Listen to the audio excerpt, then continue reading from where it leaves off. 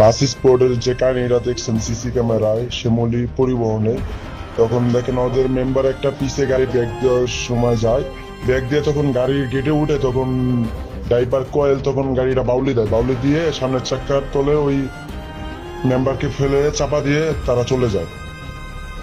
বাংলাদেশ বাস স্পোর্টারের যে আপনারা কাহিনীটা দেখছেন সিসি ক্যামেরার, ওই কাহিনীটা হলো আপনার টুর্নামেন্ট হয় সব গ্রুপ, এমন আপনার LBC group, BD bus blogger group, Gabtoli bus sport, এমন এমন যা যা গ্রুপ গুলো আছে, এগুলো গ্রুপ গুলা দেয়, ট্যুর দেয়। তো আপনার ধরেন ট্যুর দেওয়ার পর এমন কি হয়, এই রাস্তার ভিতরে রেস খেলে, কে কাকে যাইতে পারে, কে কাকে ওভারটেক করে বাউলি দিতে পারে, এমন নেশা অভ্যস্ত এরা ট্যুর দেয় না, এরা এমন ট্যুর দিচ্ছে, এমন প্রতিদিন প্রতি সময় এমন ট্যুর দেয়, প্রতিবারে একটা না একটা ঘটনা ঘটে যায়।